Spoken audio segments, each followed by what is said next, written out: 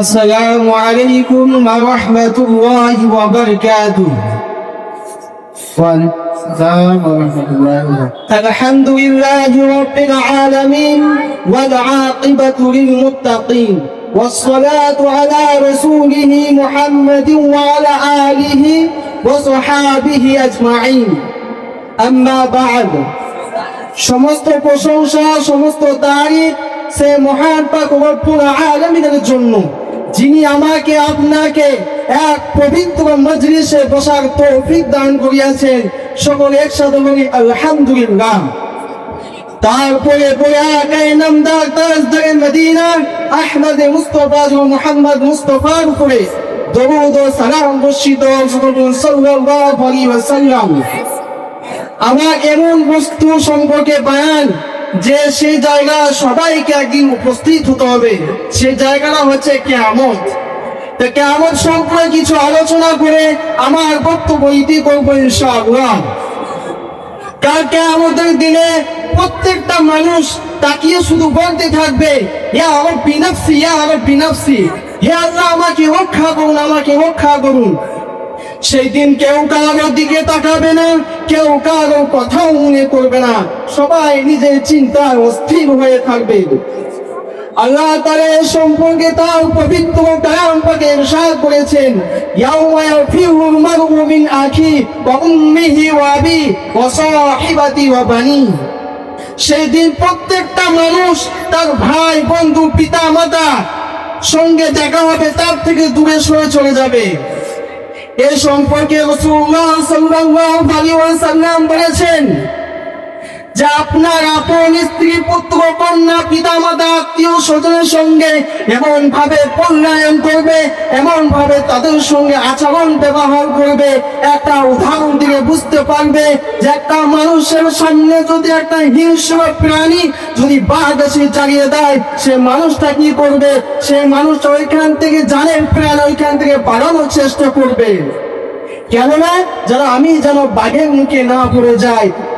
ওরকমই কাল কিয়ামতের ময়দানে আপনার আপন স্ত্রী পুত্র কন্যা পিতা মাতা আত্মীয় স্বজনের সামনে যখন সাক্ষাৎ হবে বা দেখা হবে, ওরকমই জানের প্রাণে পালিয়ে যাবে। তাহলে আমরা এখান থেকে বুঝতে পারলাম যে দুনিয়াতে আপনার আপন স্ত্রী পুত্র কন্যা পিতা মাতা আত্মীয় স্বজনের সঙ্গে যে মহব্বত যে ভালোবাসা ছিল, সে মহব্বত ভালোবাসা কাল কিয়ামতের দিনে থাকবে না। সবাই নিজের চিন্তায় অস্থির হয়ে থাকবে, সবাই আরো বিনাফসি করতে থাকবে। একটা হযরত সাহাবা আজমাইন রাসূলুল্লাহ সাল্লাল্লাহু আলাইহি ওয়াসাল্লামের কাছে গেলেন আর একটি কোরআনের আয়াত তথ্য জিজ্ঞাসা করলেন। ইয়াউমা ইউনফাকু ফিস-সূরি ফাতাতুনা আফওয়াজা, যেদিন সিংহায় ফুঁক দেওয়া হবে তখন তোমরা দলে দলে উপস্থিত হবে। রাসূল আকরাম সাল্লাল্লাহু আলাইহি ওয়াসাল্লাম সাহাবাদের প্রশ্ন শুনে তিনি কাঁদতে কাঁদতে বললেন যে তোমরা এমন একটা কোরআনের আয়াত অর্থ জিজ্ঞাসা করেছো যে কোরআনের আয়াত অর্থ বলতে গিয়ে আমার প্রাণের ব্যথা বা কষ্ট হয়। কেননা আমার উম্মতগণ বিভিন্ন দলে বিভক্ত হয়ে কাল কিয়ামতের মাঠে উপস্থিত হবে। যারা বানিয়ে সাজিয়ে মিথ্যা কথা বলে লোকের মধ্যে ঝগড়া বিবাদ সৃষ্টি করে দিত, ওই সমস্ত মানুষদেরকে কাল কিয়ামতের ময়দানে তাদের চেহারা করে দেবে বাঁদরের মতন। যারা ঘুষ গ্রহণ করত, হারাম খেত, নামাজের মধ্যে অলসতা করত, ওই সমস্ত মানুষদেরকে কাল কিয়ামতের ময়দানে তাদের চেহারা করে দেবে শুকুরের মতন। যারা কাজী মুফতি হয়ে মিথ্যা ফতোয়া বিপরীত হুকুম দিত, তারা অন্ধ অবস্থায় কবর থেকে উঠে কাল কিয়ামতের মাঠে উপস্থিত হবে। যারা নিজেকে সর্বশ্রেষ্ঠ মনে করত আর নিজের ইবাদতের জন্য মনে মনে গর্ব করত, তারা বুবা অবস্থায় কবর থেকে উঠে কাল কিয়ামতের মাঠে উপস্থিত হবে। যে সকল আলেমগণ সৎ কাজ করার জন্য আদেশ করত কিন্তু নিজে ওহা পালন করত না, ওই সমস্ত আলেমগণদেরকে কাল কিয়ামতের ময়দানে নিজের জিভকে দাঁতের দ্বারা চিবিয়ে তাদের মুখ থেকে দুর্গন্ধ রক্ত পিচ ঝরতে থাকবে।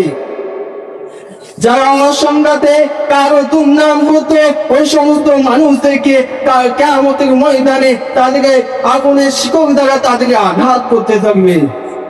যারা দুনিয়ার শান্তিকে জীবনে একমাত্র কামনা বলে মনে করত আর দুনিয়ার চিন্তায় ব্যস্ত হয়ে থাকতো, আখিরাতের চিন্তা করতো না, দুনিয়ার চিন্তা করতো না, ওই সমস্ত মানুষদেরকে কাল কিয়ামতের ময়দানে তাদের পায়ে আগুনে বেরিয়ে পড়ানো হবে আর তাদের শরীর থেকে দুর্গন্ধ বের হবে।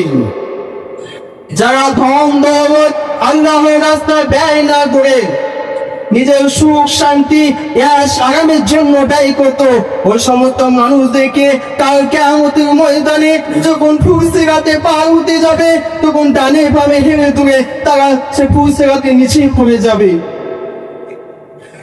যারা মসজিদের ভিতরে সংসারের কথাবার্তা বলতো, গোলমাল করতো, ওই সমস্ত মানুষরা তারা মাতার অবস্থা কবর থেকে উঠে কাল কিয়ামতের মাঠে উপস্থিত হবে।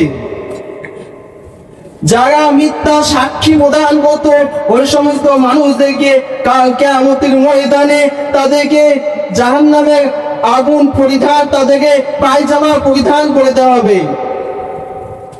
যারা সোনা রূপা টাকা পয়সা সঞ্চয় করে রাখতো অথচ সে যাকাত দিত না, ওই সমস্ত মানুষদেরকে কাল কিয়ামতের ময়দানে তাদের শরীর পাহাড় ন্যায় করে দিবে আর তাদের শরীরে অসংখ্য সারা বিচ্ছু জড়িয়ে থাকবে।